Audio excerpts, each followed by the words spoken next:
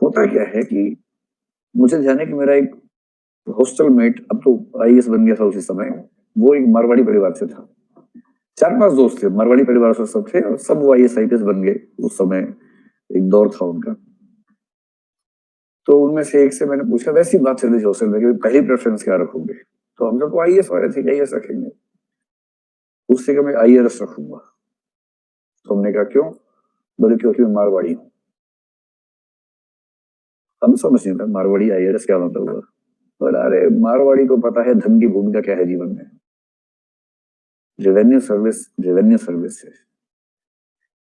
मतलब देश का रेवेन्यू बढ़ाएंगे, लेकिन देश का बढ़ते बढ़ते अपना बढ़ जाए तो क्या दिक्कत है? आईएएस नंबर 1 पे रखेंगे। फिर उसे किसी ने बताया कि आईआरएस नंबर 1 पे कोई रख देता है ना, तो फिर भारत सरकार सुनिश्चित करती है कि सिलेक्शन नहीं हो इसका। तो क्योंकि जो चेहरे पे करप्ट लिखवा के आया है उसको तो इंटरव्यू में धो ही देते हैं। तो उसने बड़ा मजबूर होकर नंबर 1 पे आईएएस लिखा और भगवान से रात दिन प्रार्थना की, धूप अगरबत्ती, भगवान आईएएस देना मत, रैंक इतना खराब लाना कि आईआरएस ही मिले, बहुत अच्छा रैंक मत लाना भगवान। उसी समय ओबीसी आरक्षण शुरू हुआ तो भाई साहब ओबीसी में आते थे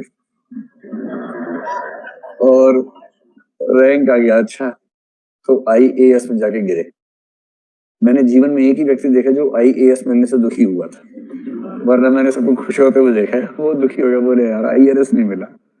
वहां जो बोरी भर भर के पीटते वो यहाँ पर नहीं हो पाएगा। हालांकि ये रोचक बात है कि बाद में बहुत शानदार अधिकारी बना और इस समय वो बहुत बढ़िया काम करने वाले अधिकारियों में काउंट होता है, उसका नाम बहुत ज्यादा है। तो उसने एक बात और बताई, जो बात महात्मा गांधी भी करें और जो बात राहुल गांधी के पक्ष में भी जाती है, जो नरेंद्र मोदी के पक्ष में नहीं जाती है बात, वो ये है, जैसे हम कई बार कहते हैं ना कि भाई राजनीतिज्ञ का बेटा राजनीतिज्ञ क्यों बनता है, नेता का बेटा नेता क्यों होना चाहिए? राहुल गांधी वंशवाद, ये वाद वो वाद, है ना?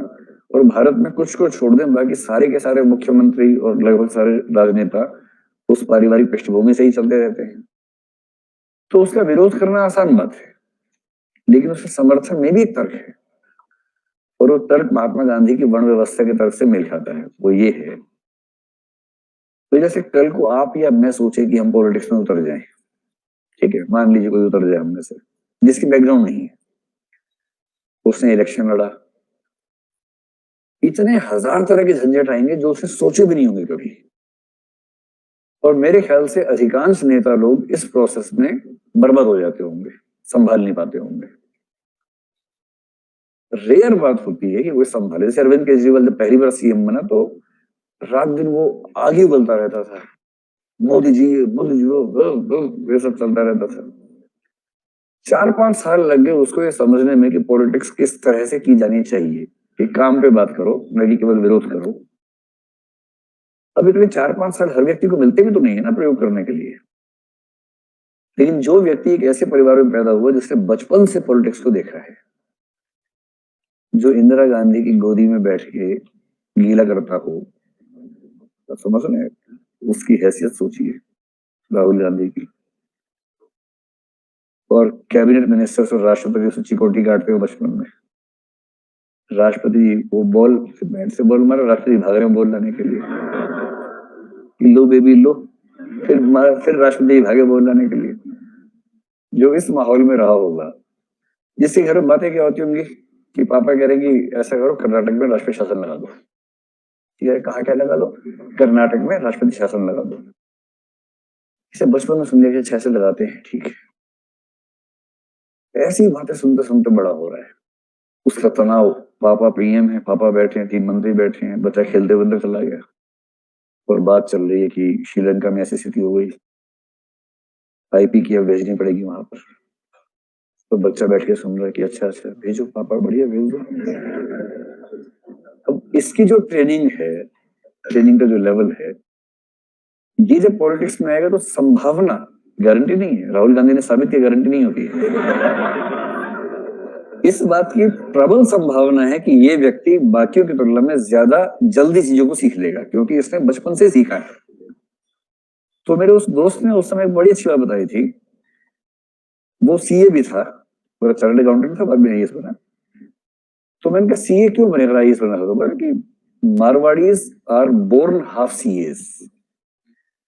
मारवाड़ी पैदा होते ही आधा सीए हो जाता है, बाकी केवल एग्जाम पास करने होते हैं, वो हम कर लेते हैं। तो तब तो मैंने इसको मजाक समझा, लेकिन अब लगता है वो ठीक कह रहा था। क्योंकि जिस घर में रात दिन बात इस तरह की होती होगी कि अरे इतनी पेटी आई है, ये पेटी वहां लगा दो, इतना ब्याज मिल रहा है वहां लगा दो, यहाँ से हटा दो वहां लगा दो, ये पैसा इधर करना है, ये पैसा वहां करना है, हुंडी चेक पता नहीं क्या क्या सारे शब्द सुनता होगा।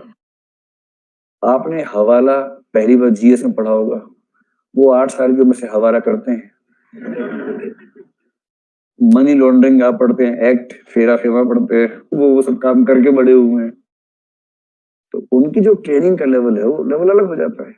और महात्मा गांधी इस बात को बड़ी शिद्दत से मानते हैं कि वर्ण व्यवस्था की सबसे अच्छी बात है कि अपने प्रोफेशन की ट्रेनिंग बचपन से मिलती रहती है, और जब तक आप युवा होंगे तब तक जाने अनजाने में ही इतने ट्रेंड हो जाएंगे कि एक व्यवसाय आपके लिए तैयार हो जाता है।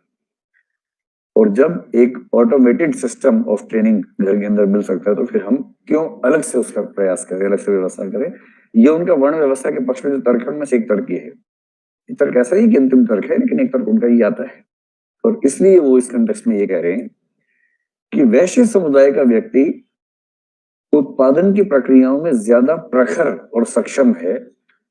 ये मैं मानता हूं क्योंकि वैश्य समुदाय के व्यक्ति का स्वधर्म है आर्थिक क्रियाओं में शामिल होना।